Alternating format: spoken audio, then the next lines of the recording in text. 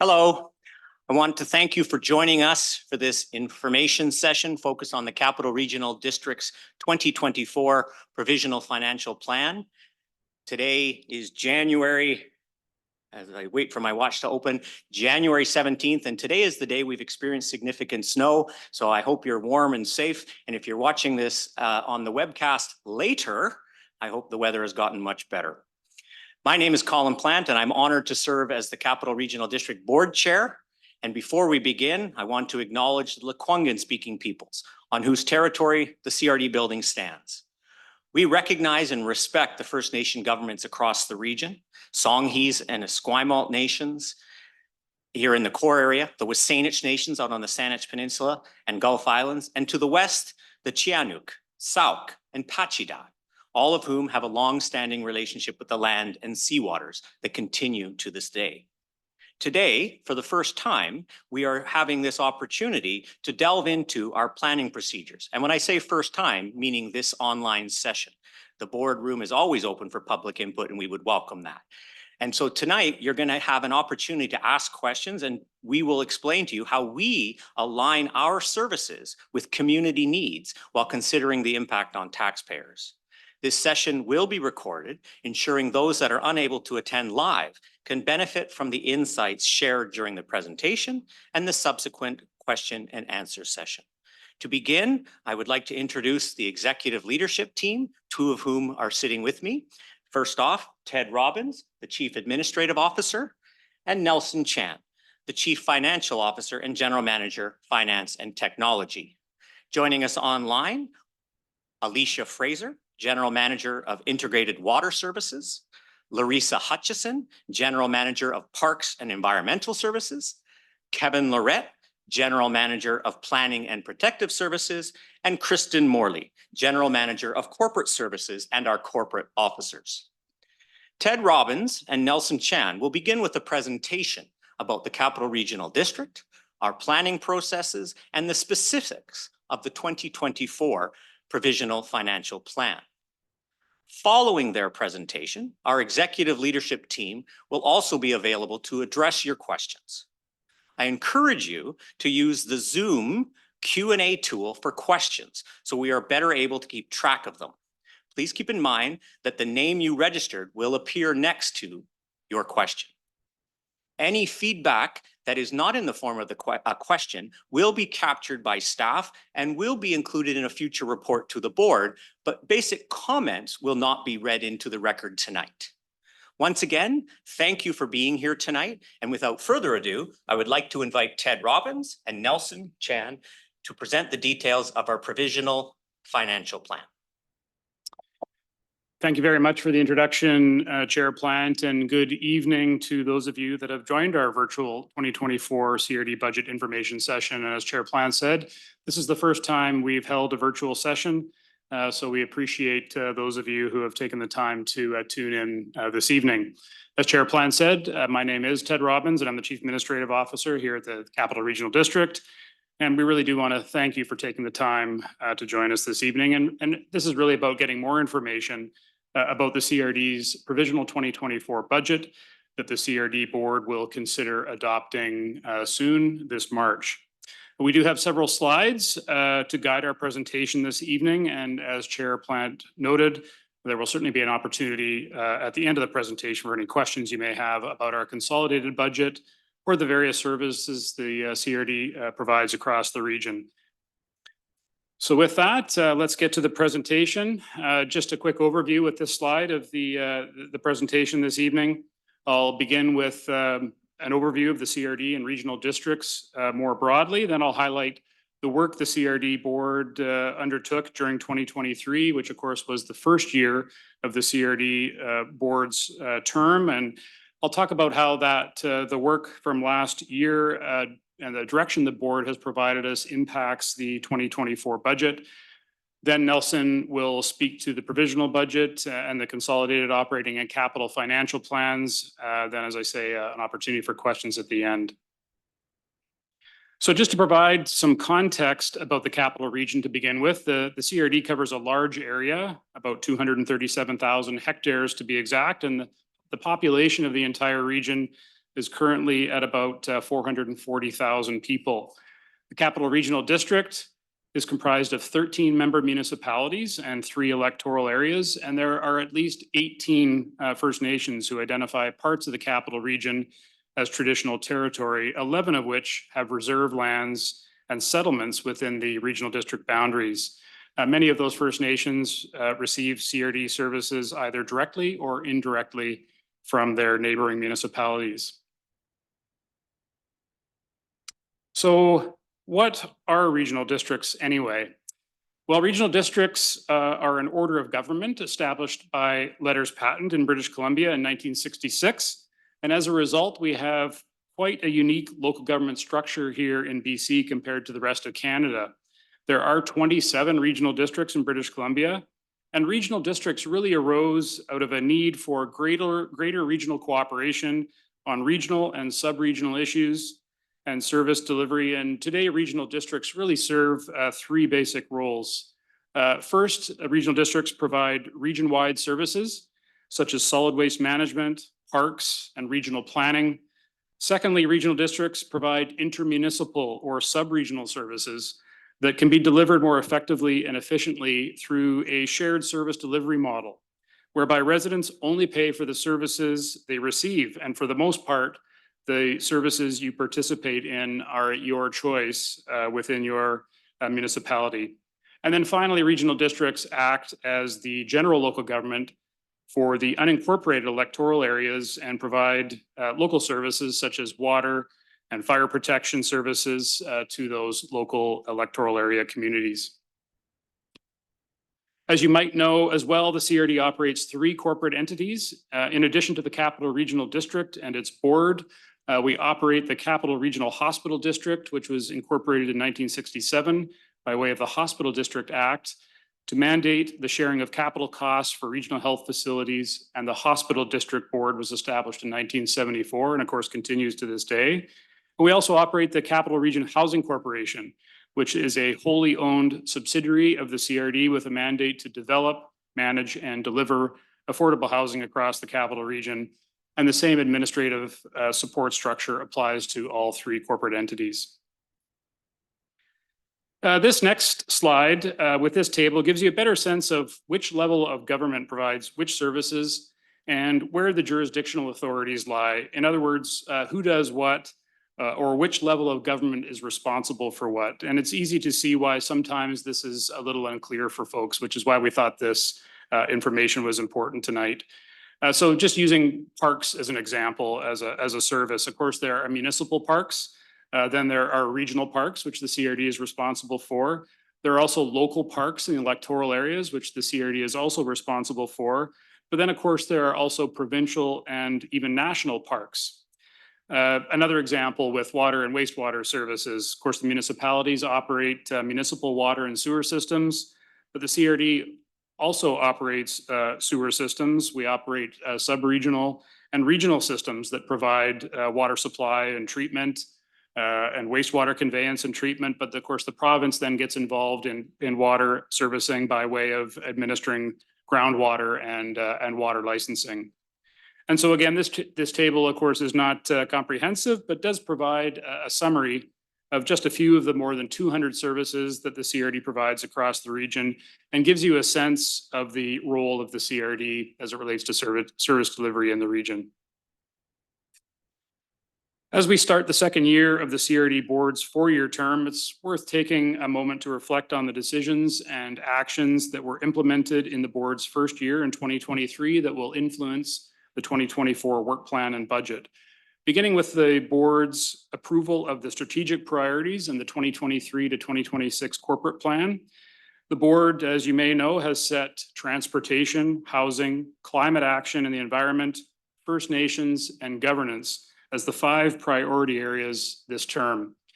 And with that, the corporate plan, which was prepared in response to the 5 priority areas, identifies 134 new initiatives that will be delivered this term in support of the board's strategic priorities, which of course are critical to our work program over this term. Several of those initiatives are proposed for 2024.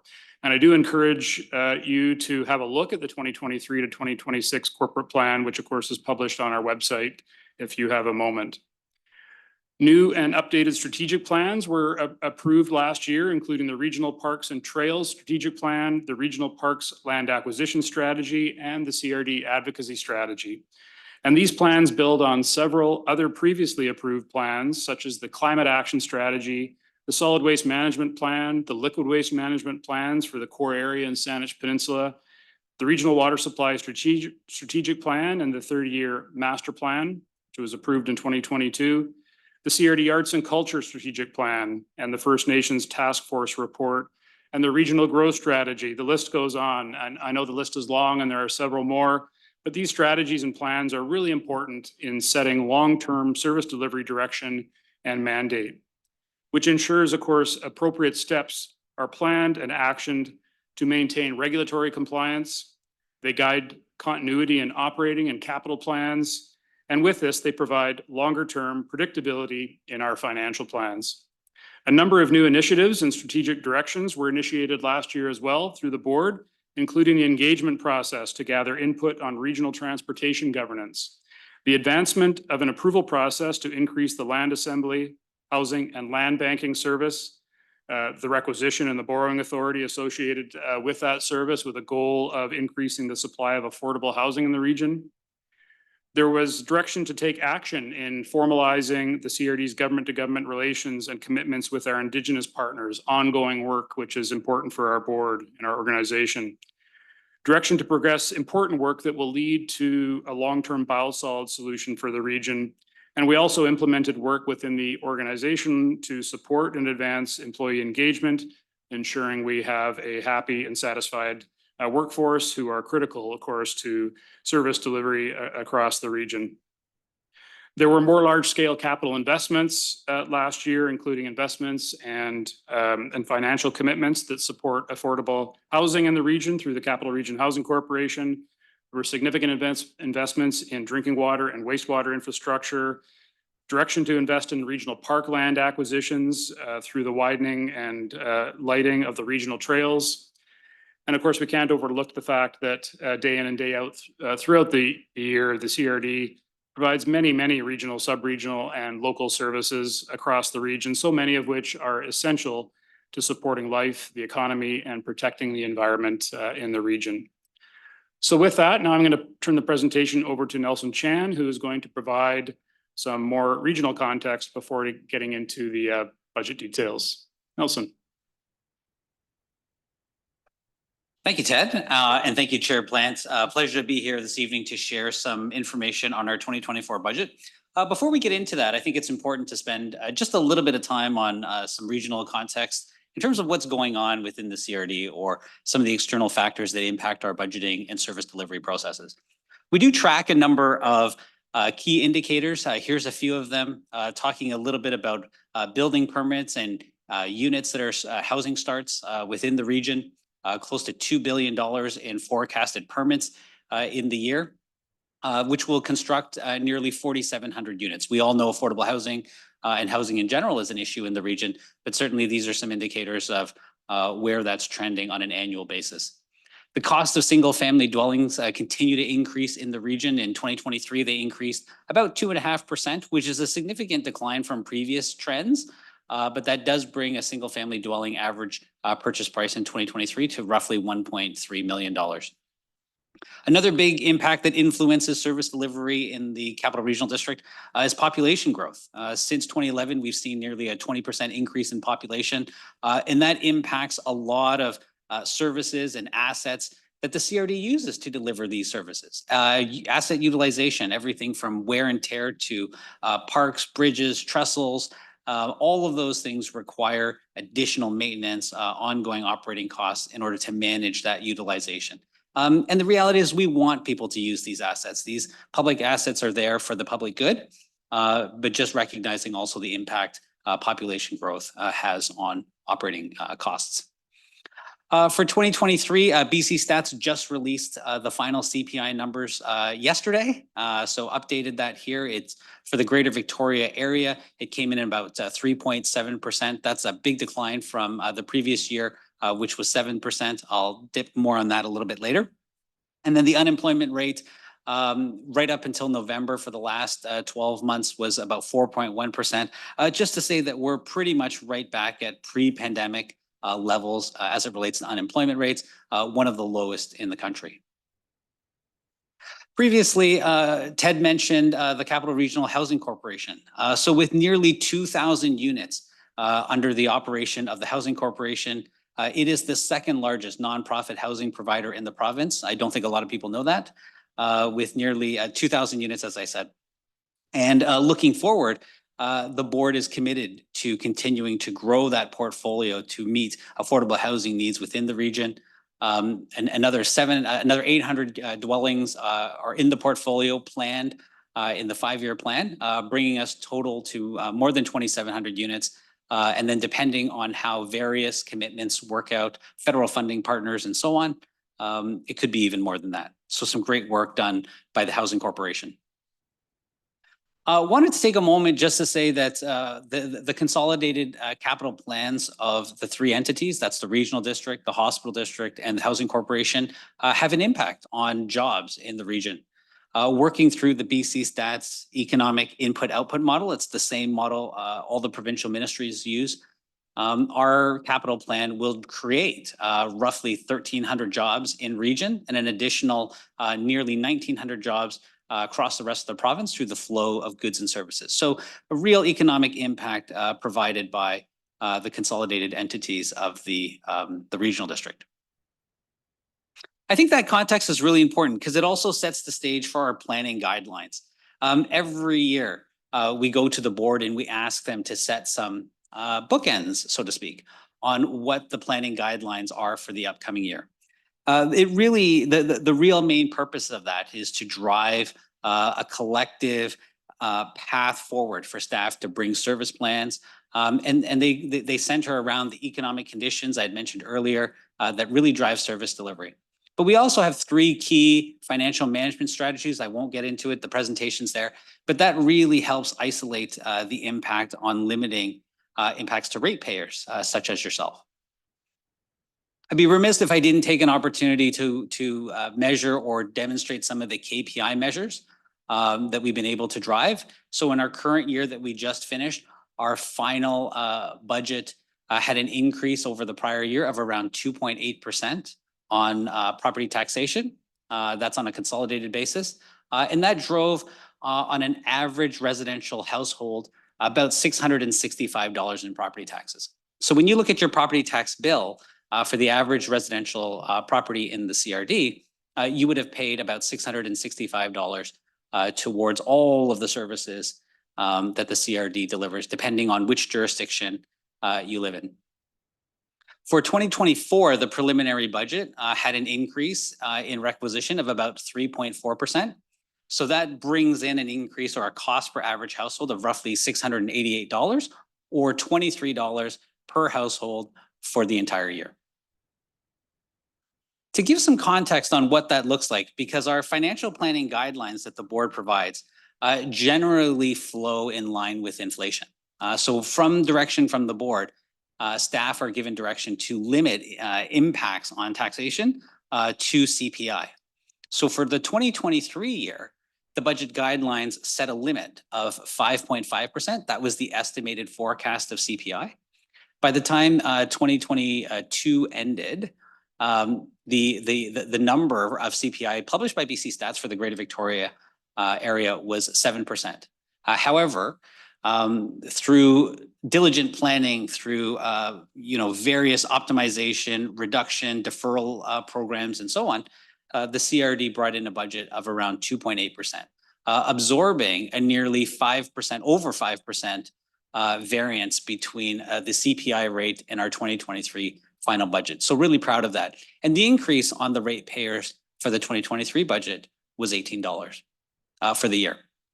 For the preliminary 2024 budget, which we're here talking about today, the guidelines that were set out limited it to about 3.5%. That was the estimated forecast. As I mentioned, the CPI was finalized just yesterday by BC Stats. It came in at 3.7%, and our budget was preliminarily approved by the board at 3.4%. So happy to absorb about 1/3% on property taxation as it relates to CPI. So some great work by staff, and I want to take the opportunity to thank staff across the organization for the diligent work in finding and eliminating some of those non-value added pieces to deliver a budget under CPI for the second year in a row. That 3.4% equates to roughly a $23 per average residential household increase for the year. So from a KPI basis, we can move into the provisional budget itself, looking at some raw numbers. There are, as I mentioned, two main entities. That's the Capital Regional District and the Hospital District. You can see there the operating and capital budgets, and then the requisition funding to fund those operating and capital budgets in the neighborhood of roughly $130 million. The regional district itself, requisition increased about 4.3%. Hospital district, we were able to manage a 0% increase. And then on a blended basis, what you'll see on your property assessment or property tax on average is about a 3.4% increase. I did mention the Housing Corporation, so we do provide administrative oversight to the Housing Corporation. The Housing Corporation operates entirely off of subsidies and rents from tenants and is not funded by requisition, but we do provide administrative oversight for that. I think the four key takeaways from the 2024 provisional budget is that the CRD is managing capital investments, so investments continue to exceed depreciation. I think that speaks to service delivery and the capacity growth, population growth, access in the region. So managing that, but doing it in a very fiscally responsible way. We support the corporate priorities that the board has set out that Ted had mentioned earlier. And we're certainly doing that, adapting to a number of regional challenges coming out of the very, very challenging pandemic and the economic challenges that brought forward. We've got a very, very tight labor market.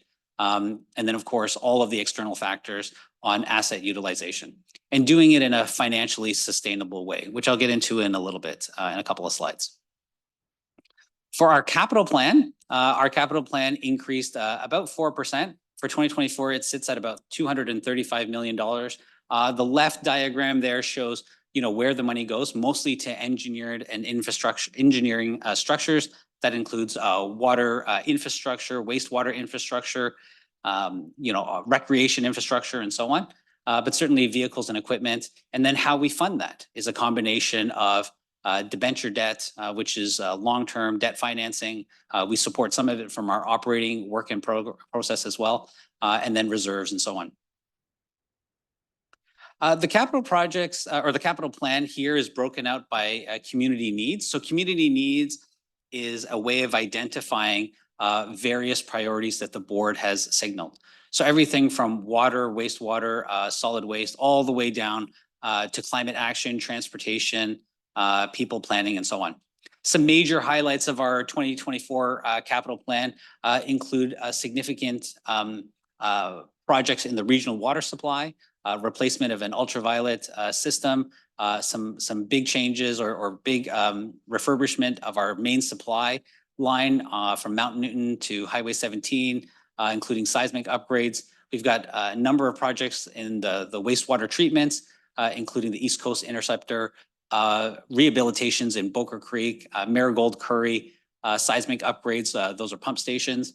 And then, of course, probably one of the most exciting projects that I've been involved with in a while is a renewable natural gas project in partnership with Fortis BC at our Heartland landfill. There's much more details on the capital plan that are available through the CRD Engage website, where you went to register. All of the planning documents are there, but we can certainly take any online questions on the capital plan. For our operating plan, our 2024 operating plan sits at about $360 million. You can see on the left donut diagram there, the majority of that goes to operations to operate our various services. We do fund capital, a little bit of capital out of our operating budget. And then we fund that based on the right diagram there, the right donut there. The majority of that from sale of services. That's a user pay system through various rates and charges. And then requisition is another word for property taxation. So what's really interesting about this is that the CRD collects less than 1/4 of its funding through property taxes. There's a great white paper out from FCM, it's a Federation of Canadian Municipalities, where 80% of local governments across the country fund 80% of their operating budgets through requisition. So the model that we've built out here at the CRD, I think is a very unique one as it relates to local governments across the country. Similarly, our operating budget is also supported by community need. That's represented in this slide here. No surprise, a significant portion of our operations goes to fund water and wastewater operations. That's the daily operations of more than $1.6 billion of infrastructure. You can imagine all of the water lines, pump stations that run around the region and support clean drinking water and the treatment of wastewater. Certainly solid waste and recycling, that's our Heartland landfill. The daily operations of managing a landfill, having diversion programs and compliance management as it relates to operating a landfill, significant operating costs to run that as well. And then, would be remiss, arts and recreation. We operate 3 recreation centers across the region. 2 performing arts facilities have arts granting functions as well. And then one of the best regional park networks, in my opinion, with over 33 regional parks, over 13,000 hectares of land in our region. And that includes the operating maintenance of those parks and trails as well. How do we fund our operating plan? I've seen this, I showed this a little bit earlier, predominantly through sale of services, but about 1/4 of that through requisition. And that's what I want to focus a little bit on here. So the requisition for the regional district in isolation is increasing about 6%. On a consolidated basis, when you include the hospital district, as I mentioned before, it comes down to about 3.4%. There is another slide, which I'll bring here. I always say no financial presentation is complete without a really ugly table with lots of numbers on it. But this is included so you can follow it along as well. This lists all of the municipalities and electoral areas within the regional district, and you'll see that the impact of requisition or property taxes is different across each of the municipality. And that speaks to the difference in participation of different services. It's a little bit of the a la carte model that the regional district offers, and municipalities can opt in or opt out of various services. So on a consolidated basis, we do bring a budget forward on a rate basis or on a base basis of 6%. That's what I had mentioned before. But when you weave that in and include consolidated hospital district, break that down on a cost per household, it works out to about a 3.4% increase. The board also approved an additional amount as well. So the base budget that staff brought forward based on the planning guidelines, as I mentioned, was 3.4%. The board directed 3 additional initiatives in support of a food land access service, continued support for the Aboriginal Coalition to End Homelessness, and to the Greater Victoria Alliance to End Homelessness. That increases the requisition a little bit, and you can see that at the bottom of the slide there. To round out the presentation, this is my second last slide, I promise. To round out the presentation, I wanted to focus a little bit on that nearly 50% of our operating funding is funded through rate services. There's a number of rate or sale of services, utility billing, particularly in our water services, Heartland landfill, when you go tipping fees for refuse by various commercial haulers. And then of course our rec centers, when you sign up for swimming lessons and so on, some of those fees and charges are seeing some increases listed there. But all of those details are available through our budget engagement landing site. I'd like to close by circling back on the 4 key takeaways for the 2024 provisional budget. I think the board has brought forward and approved, preliminarily approved, a sensible budget that manages capital investments for the long-term sustainability of service delivery in the region. It's done it in a fiscally viable financial way.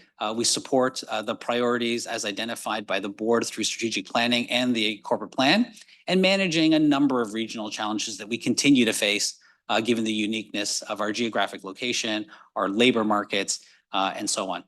I'm happy at this point to end my presentation and hand it back to Chair Plant for some additional remarks. Thank you very much, Nelson and Ted, for that informative presentation. We are now going to move into the question and answer portion of the meeting. I will moderate the questions and then help make sure that they are directed to the person who is best able to answer them. Sudha Krishna, our Manager of Social Marketing, will read out the questions that have been submitted through the Q&A tool. Over to you, Sudha. Thank you, Chair Plant. Our first question is from Joseph Bowker, and apologies to Joseph if I've mispronounced your name, but here is the question. What climate preparedness and emergency planning measures does the CRD plan on implementing? And there's a second part. Massive amounts of Canadians were displaced in 2023 and occupied many municipal and regional buildings. What are we doing to support the infrastructure of these buildings, i.e. solar, battery, backup, etc.? Thanks for the question, Mr. Bowker. I think you've addressed two topics that I think are obviously interrelated, but here at the CRD, we do have a division that looks after our response to the climate emergency, and we also do have an emergency preparation division or planning and protective services. So I think on the climate front, I'll ask our General Manager of Parks and Environmental Services, Larissa Hutchison, to begin by responding to some of the things we are doing to address the climate emergency and the question that Mr. Bowker asked. And then I'll pivot to our General Manager in Planning and Protective Services to perhaps comment on how the organization is responding to emergency situations. Larissa? Thank you very much, Chair Plant, and thank you very much for the question. Certainly, climate change is on many people's minds. We see evidence of it all the time on the news. Last summer was particularly difficult with heat waves throughout the world. The CRD board, as Chair Plant indicated, declared a climate emergency back in 2019. We do have a climate action service that's been in place for well over 10 years now. At the regional level, we look at supporting the community and the jurisdictions within the CRD, the municipalities and the electoral areas, by doing studies on sea level rise, heat vulnerability mapping, other pieces like that we can share with municipalities who can then do the detailed planning work in their jurisdictions to respond to the changing climate. So the CRD's role is really to provide that broader data. We're also doing a lot in the community to support individual homeowners with retrofits of their homes, whether it's putting in heat pumps and helping to navigate all the grants that are available provincially and federally. We have a strategy for electric vehicle transition and moving to more and more electric vehicle chargers in the region. And so those roles, the role of the CRD is very broad and supporting the region as a whole when it comes to climate action. I'll just pass it over to General Manager Lorette to speak about emergency management response.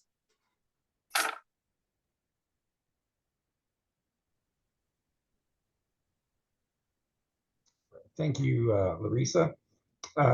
In terms of the work that we're doing to look at our vulnerability in our operations, we do have a risk management process and a risk register that looks at all of our operations and looks at what are the implications in the event of an emergency to our buildings and our operations, and highlights that level of risk. We also have a business continuity planning process that really looks at what are the actions that we would take to enable our operations to come back online in the event of an emergency to keep our operations ongoing. Maybe what I'll also add is that we have a partnership with the province called the Regional Emergency Management Partnership. And in that role, we're really looking at partnering with the province in the event of a large-scale emergency, what processes and situations that we would be faced with and how we would respond from a regional perspective. I'll maybe pause there and see if our CAO, Ted Robbins, wants to add anything else on the regional emergency management partnership approach. Yeah, thanks, Kevin. No, I think you covered the work of the CRD well in terms of our partnership with the province through the REMP steering committee, which of course we participate on as staff with the deputy minister with the province. Maybe I would just also add, in addition to Kevin's comments related to emergency management, of course, as Kevin noted, we do have a risk register that we carry not only at the corporate level, but also at the service level. And then with that, for example, we have measures that we have determined that we would deploy in the event of a major emergency or a natural disaster. So for example, in the case of our regional water supply service, we do have a post-disaster water supply management plan and infrastructure to support post-disaster water supply. And of course, we work in partnership with the local municipalities and their utility and emergency staff to ensure that in the event of a major disaster, we are working in partnership with the local municipalities to deploy equipment and manage those resources across the region. Thanks for the answer, Ted, Kevin, and Larissa, and to you, Mr. Bowker, again. Suda, do we have any more questions? Just to add to that is we can always go to our website, crd.bc.ca, to find more information about our climate action programs as well as our emergency preparedness and planning programs. Currently, that is the only questions we have submitted so far. I'll give it a brief pause because I did notice a few people joined our session late. So I just give it a brief pause to see if those new arrivals have any questions that they would like to submit. So bear with us and we'll give it a brief pause.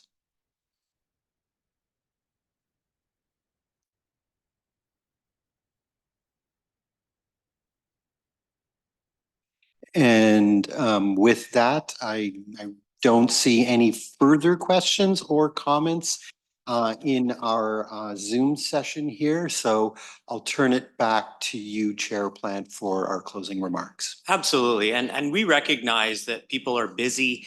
Today was a very significant weather day in the Capital Regional District. And so people who maybe did plan on participating were unable to. I want to assure everyone who is watching this, perhaps not live, but as it is being recorded, that they can always submit a question to crd.board@crd.bc.ca, and we'll happily respond and engage with you.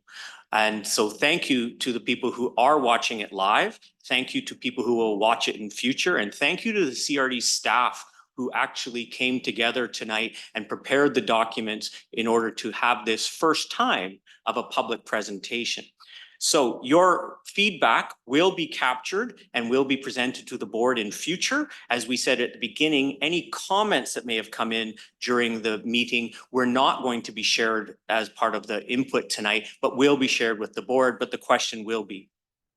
We encourage you to continue sharing your thoughts as well on the website, where you can get more information about a multitude of initiatives the CRD is getting involved with, and that's getinvolved.crd.bc.ca, but don't put a www in front of it. It doesn't work if you put the www in front of it. So to all the people who helped make tonight happen, to the staff who are this organization's greatest asset, thank you for their participation and thank you for your interest in the work that the CRD is doing. That is all for today.